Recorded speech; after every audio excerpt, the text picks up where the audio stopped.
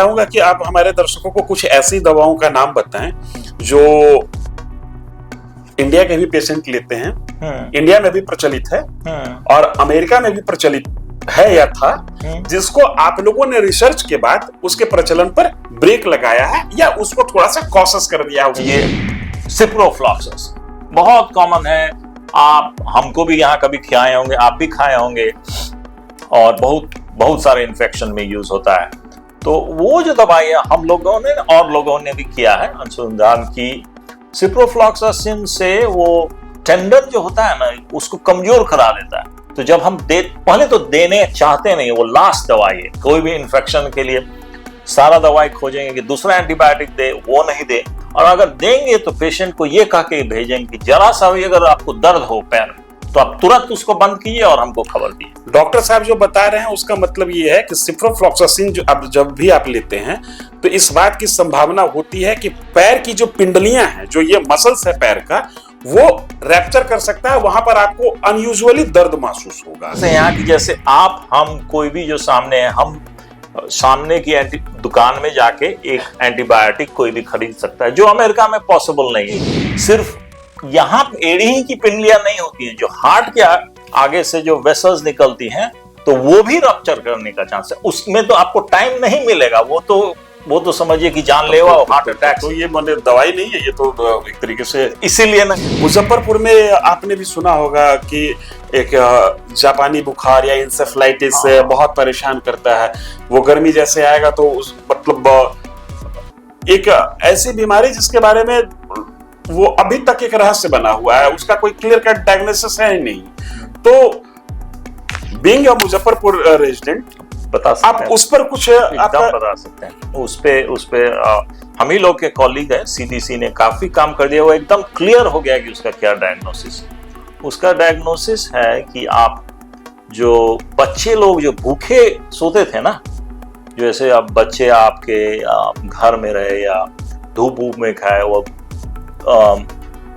भूखे पेट रहे दिन भर, उसके बाद चले गए खेत में और खेत में उन्होंने लीची तोड़ लिया। इसी सीजन, इस सब में लीची सीजन में होता था, उन्होंने लीची तोड़ के, और लीची ही नहीं खाया, लीची का जो सीड कहिए, जो भी कहिए, उसमें ये होता था, वो खा लेते थे।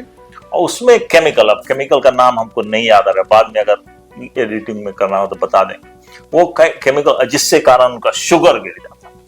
लेकिन उस सेटिंग में नहीं खा रहे हैं ना बच्चे, मतलब हंगर, जो लो शुगर के सेटिंग में जब वो केमिकल खाएंगे ना तब ही होगा जी।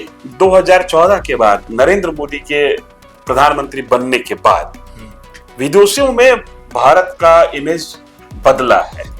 आप 25 साल से हैं तो आपने उन चीजों को शायद विटनेस किया होगा कि बिफोर 2014 इंडिया का इमेज अमेरिका में क्या था और अब क्या चेंज आया है। Is there any ground reality इसमें कुछ है या एक क्रिएटेड माहौल है?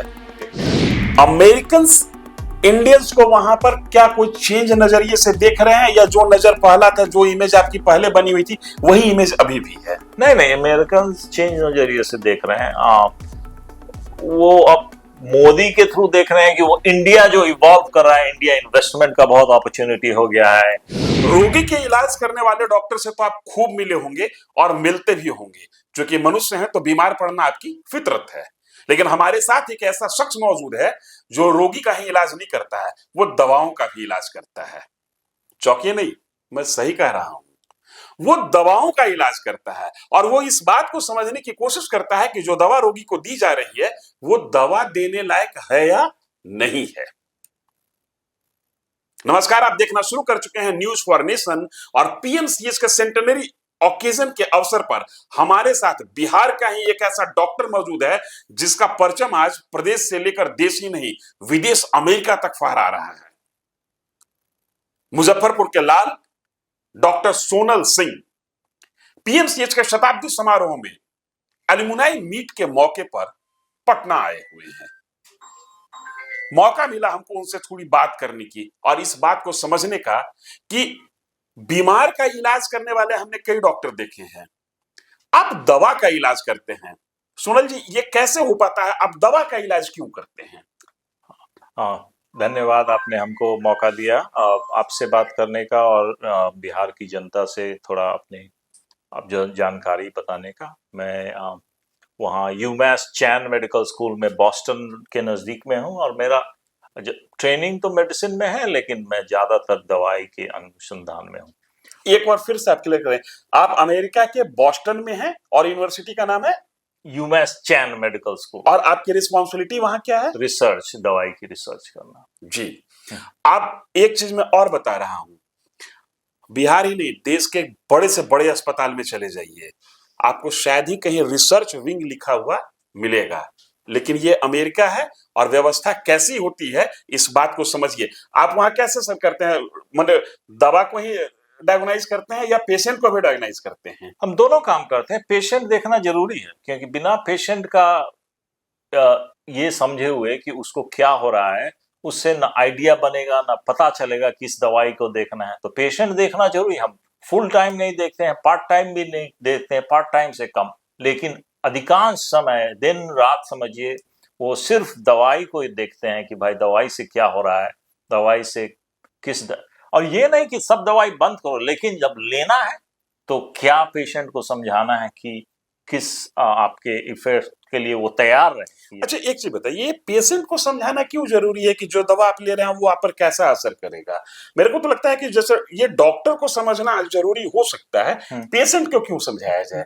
दोनों को समझना जरूरी है। डॉक्टर तो सबसे पहले जरूरी है। डॉक्टर, हम तो वहां भी और यहाँ भी पहले तो डॉक्टर ही नहीं जानेंगे तो पेशेंट को क्यों समझाएं? बिल्कुल। हाँ, तो डॉक्टर को तो पहले समझना जरूरी है, ताकि वो जो दवा लिखे वो सही हो, वो दवा लिखे वो उनको पता हो कि इस दवा से फायदा कितना हो सकता है, और जो जो साइड इफेक्ट होना है वो पेशेंट को पता हो, और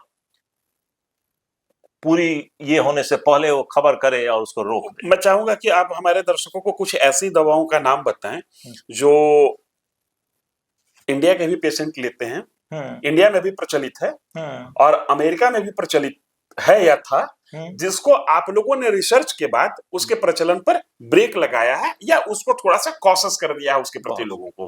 हाँ, तो बड़ा कॉमन दवा है जो यहाँ एक डिफरेंस है यहाँ की, जैसे आप हम कोई भी जो सामने है, हम सामने की दुकान में जाके एक एंटीबायोटिक कोई भी खरीद सकता है, जो अमेरिका में पॉसिबल नहीं है कि एंटीबायोटिक बिना डॉक्टर के प्रिस्क्रिप्शन के मिलेगा।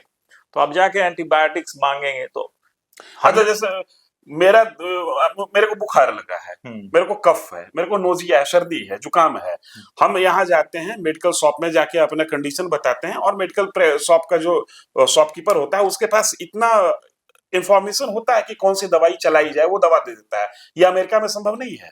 अमेरिका में कुछ दवाई जो कि वेल इस्टेब्लिश्ड है, जिनका की साइड इफेक्ट सब समझा हुआ है, जैसे कि पैरासीटामोल या आइबुप्रोफेन, वो सब मिल जाएगा। लेकिन जो भी समझिए कि जिनको की कंट्रोल रखना है, डॉक्टर ही दे सकता है। एंटीबायोटिक आपको नहीं मिल जाएगा, आप अपने जाके तो जैसे यहाँ अगर आप जाएंगे और आप सबसे ही कॉमनली यूज समझ, ये सिप्रोफ्लॉक्सासिन बहुत कॉमन है। आप हमको भी यहाँ कभी खाए होंगे, आप भी खाए होंगे, और बहुत बहुत सारे इन्फेक्शन में यूज होता है। तो वो जो दवाई है, हम लोगों ने और लोगों ने भी किया है अनुसंधान की, सिप्रोफ्लॉक्सासिन से वो टेंडन जो होता है ना, उसको कमजोर करा देता है। तो जब हम पहले तो देने चाहते नहीं, वो लास्ट दवाई है। कोई भी इन्फेक्शन के लिए सारा दवाई खोजेंगे कि दूसरा एंटीबायोटिक दे, वो नहीं दे, और अगर देंगे तो पेशेंट को ये कह के भेजेंगे कि जरा सा भी अगर आपको दर्द हो पैर में तो आप तुरंत उसको बंद कीजिए और हमको खबर दीजिए। डॉक्टर साहब जो बता रहे हैं उसका मतलब ये है कि सिप्रोफ्लॉक्सासिन जो अब जब भी आप लेते हैं तो इस बात की संभावना होती है कि पैर की जो पिंडलियां हैं, जो ये मसल्स है पैर का, वो रैप्चर कर सकता है, वहां पर आपको अनयूजुअली दर्द महसूस होगा। इनका कहना है कि इस रिगार्डिंग डॉक्टर और एज वेल एज पेशेंट दोनों को पता हो कि हम जो दवा ले रहे हैं उसका ये साइड इफेक्ट आ सकता है। अच्छा, उसी में के रिसर्च को थोड़ा आगे बढ़ाएं तो वो देखें कि सिर्फ यहाँ एड़ी ही की पिंडलियां नहीं होती हैं, जो हार्ट के आगे से जो वेसल्स निकलती हैं तो वो भी रप्चर करने का चांस है। उसमें तो आपको टाइम नहीं मिलेगा, वो तो समझिए कि जानलेवा हार्ट अटैक। तो ये दवाई नहीं है, ये तो एक तरीके से, इसीलिए ना कहे ना, आपको कहे कि अब सिप्रोफ्लॉक्सासिन वो अब हम लोग करीब हमको नहीं लगा है कि हम 5 साल में 1 या 2 प्रिस्क्रिप्शन लिखे होंगे। ये रिसर्च हमने किया था 2019 के आसपास। उसके बाद से आपका सबसे रीसेंट रिसर्च क्या है?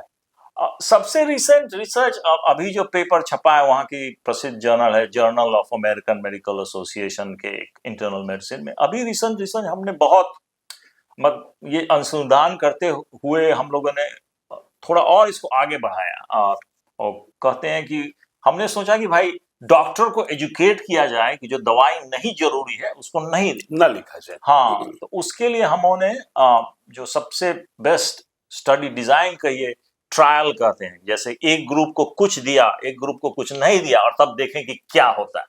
तो हमने करीब 11,000 एक उसमें 3 ग्रुप में भाग दिया। एक ग्रुप में भाग दिया कि उसको कुछ नहीं हो रहा है। एक ग्रुप में हमने डॉक्टरों को मैसेज भेजा कि देखिए ये 3 ग्रुप की दवाइयां हैं, सोने की दवाइयां हैं, साइकेट्रिक दवाइयां हैं या और कुछ दवाइयां हैं जो कि यूरिन में यूज, इसका सारा देखिए साइड इफेक्ट और अपना पेशेंट से बात कर लीजिए कि इसके बारे में ये चलाना है कि नहीं चलाना। तो इस तरीके का जब आप ट्रायल कर रहे होते हैं, जब आप एक्सपेरिमेंटल फेज में होते हैं, जब पेशेंट पे आप एक्सपेरिमेंट कर रहे होते हैं, तो क्या पेशेंट को ये पता होता है कि उसके ऊपर एक्सपेरिमेंट किया जा रहा है? तो इसमें 3 आर्म, एक आर्म में कुछ नहीं हुआ, दूसरे में डॉक्टर हुआ, तीसरे में हमने पेशेंट को भी ये भेजा। तीसरे में हमने पेशेंट और डॉक्टर दोनों को भेजा। मतलब तीसरा ग्रुप था कि हम लोग का थ्योरी था कि अगर पेशेंट को पता चलेगा तो डॉक्टर से अपने जाके बात करेगा और दोनों मिलके डिसाइड करेंगे कि भाई ये हम ठीक है या नहीं। लेकिन अब जस्ट हम लोग का दिसंबर में छपा है, पेशेंट डॉक्टर ग्रुप या डॉक्टर ग्रुप या जो कुछ नहीं ग्रुप सब बराबर थे। सब में ग्रुप में थोड़ा थोड़ा दवाइयां घटी लेकिन डिफरेंस किसी में नहीं।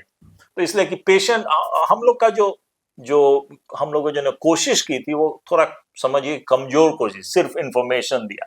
इसका मतलब है कि डॉक्टर पेशेंट में ये चेंज करने के लिए आपको थोड़ा और इंटेंस काम करना होगा। तो हम बहुत बड़ी कोशिश। एक चीज और बताइए, ये थोड़ा सा हटके है। आप पीएमसीएस से आपकी मेडिकल की पढ़ाई शुरू होती है, हायर स्टडीज के लिए आप अमेरिका जाते हैं, फिर अमेरिका में ही आप प्रैक्टिस करने लगते हैं। कितना डिफरेंट है पीएमसीएच, एम्स और अमेरिकन मेडिकल फैसिलिटी? है, डिफरेंस तो है ही। हम यहाँ पीएमसीएच में किए और पीजी भी ज्वाइन किए, लेकिन पीजी में आधा छोड़ के चले गए। पीएमसीएच में बहुत सारी अच्छाई हैं और यहाँ बहुत क्योंकि यहाँ उस समय डायग्नोस्टिक टेस्ट नहीं है, लोगों के पास पैसे नहीं है, तो बहुत अपना क्लिनिकल सेंस यूज करके, तो इसलिए यहाँ के डॉक्टर को हम अंडर एस्टिमेट हम लोग नहीं, यहाँ के डॉक्टर को आप ज्यादा स्मार्ट, क्योंकि वो हार्ट सुन के मरमर बताने। वहाँ के बच्चे जो हम ट्रेन करते हैं उनको बिना एकोकार्डियोग्राम के कुछ पता ही नहीं चलता है कि क्या हो रहा है। तो हम लोग को यहाँ की ट्रेनिंग से बहुत फायदा है क्योंकि हम लोग तो सीख चुके हैं कि हार्ट पे रखेंगे तो इसको ये माइट्रल स्टेनोसिस या ये है। लेकिन वहाँ के बच्चे वैसा नहीं कर सकते हैं, उनका ट्रेनिंग ही नहीं, वो तो सीधे एको लिख देंगे, एको हो जाएगा। यहाँ तो हम लोग के पास वो लग्जरी नहीं कि हर आदमी को एको। अच्छा, आज बताया जा रहा था कि आपको कोई अवार्ड भी मिला है, किस बात के लिए अवार्ड मिला है? तो हमारा जो अनुसंधान है उसी के लिए अब कुछ बहुत गिने चुने अलुमनाई जो है नॉर्थ अमेरिका के, उन लोग को डिस्टिंग्विश्ड अलुमनाई करके अवार्ड दिया है। तो डिफरेंट अपने फील्ड के जो है उसमें और भी सीनियर, ज्यादातर सीनियर ही अलुमनाई है उसमें। हम अपने आप को यंग समझते हैं, यंग तो है नहीं लेकिन यंग समझते हैं, ये मतलब रिसेंट। आपको ऐसा लगता है कि आप लोग चूंकि फॉरेन में सेटल्ड हैं और आपकी बातें प्रभावी ढंग से इंडिया में सुनी जा सकती हैं, ऐसे भी यहाँ बाहरी लोगों को ज्यादा तवज्जो मिलता है इन कंपैरिजन लोकल्स को, तो आप लोगों के पास ऐसे कोई प्लान है कि इंडियन गवर्नमेंट को थोड़ा सा परस्यू कराया जाए कि भाई आप अपने यहाँ रिसर्च पर थोड़ा फोकस बढ़ाइए जिस तरीके से अमेरिका में हो रहा है? हाँ। क्योंकि ये मुझे लगता है कि जो आप कर रहे हैं वो अल्टीमेटली सबसे ज्यादा फायदा उसे पेशेंट को होने जा रहा है। तो आप लोगों के पास ऐसी कोई प्लानिंग है क्या? इंडियन हमारे पास डिजायर बहुत है, हम जुड़े हुए जमीन से आते रहते हैं और हमारे तो परिवार, फादर अभी आपको बता ही रहे थे कि वो कल मोदी जी से मिले, हमारा पूरा परिवार का सब कुछ यही है। तो इसलिए हम लोग का मन यही है, लेकिन वो किस तरह से किया जाए, पीएम इंस्टीट्यूशन के थ्रू किया जाए या सेंट्रल गवर्नमेंट का जो दवाई का एजेंसी के थ्रू किया जाए या एम्स पटना के थ्रू किया जाए, एम्स दिल्ली। तो हम ऐसे जो कहे ना हम अपने अपने बना रहे हैं, ये दोस्त बना माने रहे ये ताना बाना भी हाँ, गढ़ बना रहे रहे हैं हैं कि लेकिन उसका सेंट्रल आइडिया क्या होगा वो तो अब समय बताएगा कि हम कितना टाइम उसमें दे पाए और उसमें समझिए कि हमारी कितने साल से आप अमेरिका में सेटल्ड हैं? हम अमेरिका में करीब 25 साल से सर। बिहार कब कब आना होता है? बिहार हर साल एक न एक बार, एक आध साल कभी एक आध मिस हो गया, नहीं तो हर साल जरूर आना होता है। एक्चुअली हम इस बात को इसलिए पूछ रहे हैं कि मैं भी मेडिकल फील्ड का आदमी नहीं हूँ, तो बहुत ज़्यादा मेडिसिन पे हम डिस्कस नहीं कर सकते, और मुझे लगता है कि नटशल में मेडिसिन पर जो डिस्कस किया जा सकता है वो हम लोगों ने किया। हाँ। अब एक बड़ा कॉमन सा सवाल है, लोग कहते हैं कि 2014 के बाद, नरेंद्र मोदी के प्रधानमंत्री बनने के बाद विदेशों में भारत का इमेज बदला है। आप 25 साल से हैं, तो आपने उन चीजों को शायद विटनेस किया होगा कि बिफोर 2014 इंडिया का इमेज अमेरिका में क्या था और अब क्या चेंज आया है। Is there any ground reality इसमें कुछ है, या एक क्रिएटेड माहौल है? ग्राउंड रियलिटीज भी है, और क्वेश्चन है कि उसमें आप 2 ऑडियंस 3 ऑडियंस में बांधिए। एक तो इंडियंस जो है अमेरिका में, उनमें क्या चेंज आया, और जो अमेरिकन सोसाइटी है उसमें क्या। मेरा सवाल बहुत क्लियर है, अमेरिकन इंडियंस को वहां पर क्या कोई चेंज नजरिए से देख रहे हैं, या जो नजर पहला था, जो इमेज आपकी पहले बनी हुई थी, वही इमेज अभी भी है? नहीं, अमेरिकन चेंज नजरिए से देख रहे हैं। वो अब मोदी के थ्रू देख रहे हैं कि वो इंडिया जो इवॉल्व कर रहा है, इंडिया इन्वेस्टमेंट का बहुत अपॉर्चुनिटी हो गया है।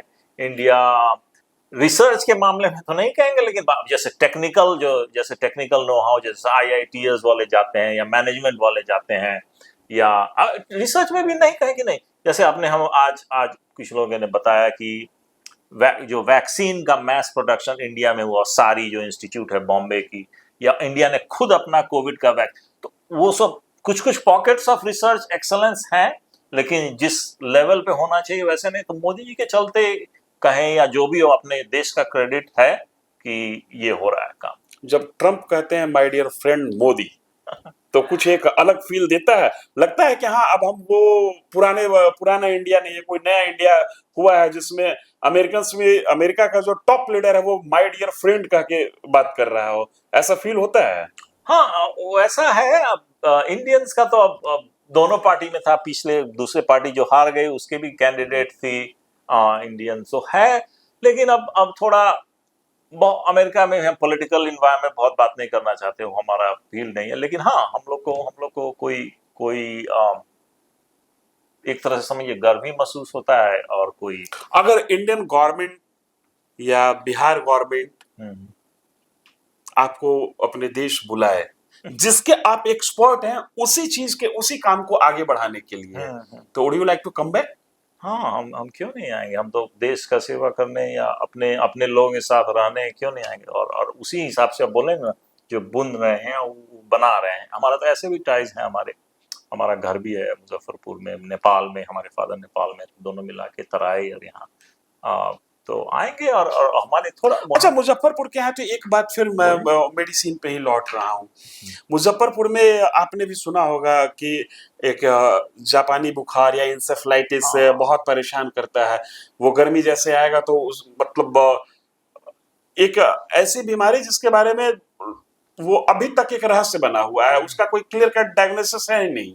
तो बीइंग अ मुजफ्फरपुर रेजिडेंट, बता सकते आप उस पर कुछ एकदम बता सकते हैं। उस पे हम ही लोग के कॉलीग हैं, CDC ने काफी काम कर दिया। वो एकदम क्लियर हो गया कि उसका क्या डायग्नोसिस। उसका डायग्नोसिस है कि आप जो बच्चे लोग जो भूखे सोते थे ना, जैसे अब बच्चे आपके घर में रहे या धूप में खाए, वो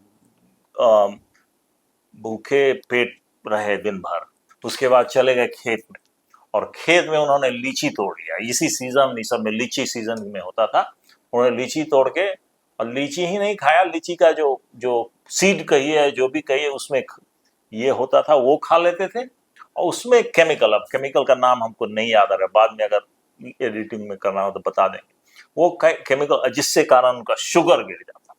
तो वो केमिकल नेचुरल है या वो केमिकल लीची में था? लीची में वो केमिकल बाहर से नहीं आप भेजा हुआ था, जो भी लीची के तो ये इसमें। लीची तो आज से लोग खा नहीं रहे हैं, लीची तो मुजफ्फरपुर में लेकिन सदियों से मुद्दत उस सेटिंग में नहीं खा रहे हैं ना बच्चे, मतलब हंगर जो लो शुगर के सेटिंग में जब वो केमिकल खाएंगे ना तब ये होगा। जैसे हम आप अभी लीची खा लेंगे, वो भी खा लेंगे। एडवाइस क्या है मुजफ्फरपुर के लोगों के लिए मुजफ्फरपुर के लोग हैं कि भाई रिगार्डिंग दिस पर्टिकुलर डिजीज? कि पहले तो कि बच्चे लोग हाइड्रेट मतलब ऐसे ही नहीं जाएं और खा लें, और ये नहीं खाएं, उसका लीची खाएं, लेकिन लीची का जो लेकिन जो ये होता है वो नहीं खाएं, और खासकर बच्चे। ये जो कहना चाह रहे हैं ना कि लीची का जो पिन पॉइंट होता है जहां से लीची टूटता है, वहां पर अक्सर देखिएगा कि लाल सा बचा रह जाता है, कई बार कीड़ा उसमें दिखता है। ये इनका कहना है कि वो पार्ट कतई ना खाएं, बाकी लीची खाएं, लीची में कहीं कोई दिक्कत है, एम आई राइट? नहीं, वो भी जो लीची के अंदर नहीं होता है, बिया बिया तो भी नहीं, बीज तो वैसे भी कोई नहीं खाता। नहीं, लेकिन बच्चे जो जिनको होता था केस, हाँ वो बीज के भी कंटेंट, ये बीज में कंटेंट होता था ना, और खाली जैसे ये रिसर्च वर्क है। हाँ, ये रिसर्च वर्क है कि बीज भी बच्चे खा लेते थे और उसके कारण उनके अंदर ये बीमारी हो रही तो वो खासकर ऐसे बच्चे हम जैसे हम आप खा लेंगे तो नहीं, जो हाइपोग्लाइसीमिक जिनमें शुगर कम है, उस सेटिंग में वो बीज खा लिए तब जाके उनको प्रॉब्लम होता। उसके अभी तक तो आप वहां पहुंच रहे हैं कि ये बीमारी हो क्यों रही थी। अब अगर हो गई है तो उसका इलाज जैसे अभी तो इसको लाइलाज मान रहे हैं ना। लाइलाज एक्चुअली नहीं था, मतलब उसका इलाज के लिए स्पेसिफिक दवाएं नहीं थी। उसको लाके जल्दी से उनका शुगर बढ़ाए, उसके बाद जल्दी से उनका पानी दिए, जल्दी मतलब यही सब। टाइम जो होता है ना, टाइम इज लाइफ, मतलब टाइम इज मनी। उसको तुरंत उसको पानी चढ़ाया, तुरंत ये किए, बच्चे ठीक भी हो जाते थे। लेकिन अगर पता नहीं चला क्या हो रहा है, किस चीज से हो रहा है, बच्चे मतलब पड़े हुए हैं, कोई पता ही नहीं चला कि वो लीची खा के ऐसा पड़ा हुआ है, तो ये अब थोड़ा अवेयरनेस वहाँ के डॉक्टर्स को भी देखते हैं हो गया है। अच्छा, एक चीज और जो इंडिया में इधर थोड़ा तेजी से डेवलप हुआ है मेडिकल फील्ड में, apart from all kind of research, ऐसा नहीं हम कह सकते हैं कि इंडिया में रिसर्च नहीं हो रहा है। और आपने भी बताया कि कोविड में हम लोगों ने बहुत अच्छा प्रूफ किया अपने आप को।